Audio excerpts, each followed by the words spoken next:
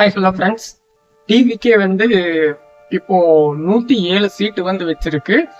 விஜய் வந்து 2 தொகுதியில போட்டியிட்டதுனால 108 வந்து 107 ஆயிடுச்சு.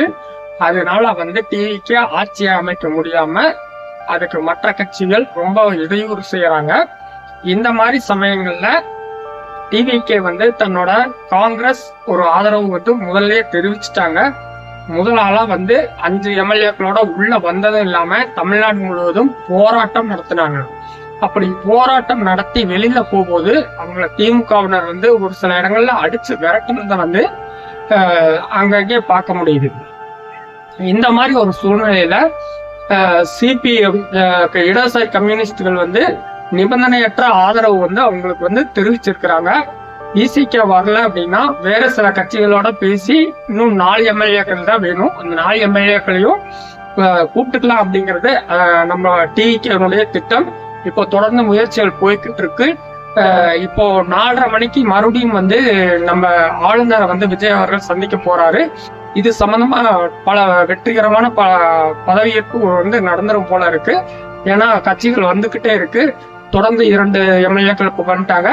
இப்போ மொத்தம் 114 எம்எல்ஏ ஆச்சு. இன்னும் 4 எம்எல்ஏ வேணும். 4 எம்எல்ஏ யாராவது வந்து வந்துருவாங்கன்னு நம்ம நம்புவோம். ஏன்னா இந்த பெரிய கட்சிகள் 2 வந்து சேர்ந்து மறுபடியும் வந்து நம்மளை டார்ச்சர் பண்ணுவாங்க அப்படின்னு ஃபீல் பண்றதுனால சிறிய கட்சிகள் விஜயை வந்து நோக்கி மூவ் பண்ண ஆரம்பிச்சிட்டாங்க.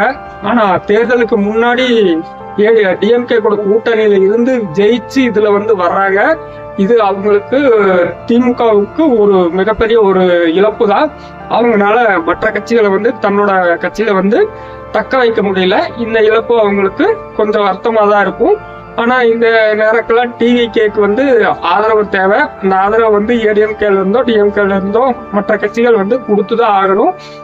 இப்போ எடப்பாடியார் வந்து அவரோட எம்எல்ஏக்களை பூரா வந்து பாண்டிச்சேரியில ரிசார்ட்ல கொண்டு போய் வச்சுட்டாரு. அதுல சிவி சண்முகம் வந்து ஆதரவு தெரிவிக்கக்கூடிய நிலையில இருந்தாரு. ஆனா அவர் வந்து பல பிரச்சனைகள் வந்ததுனால அவர் எம்எல்ஏ பதவியே ராஜினாமா பண்ற ஒரு கண்டிஷனுக்கு போயிடுச்சு. இந்த மாதிரி பல ஒரு பயங்கரமான தமிழ்நாடு இதுவரை பார்க்காத ஒரு சிச்சுவேஷன்ல இப்ப போய்கிட்டு இருக்கு.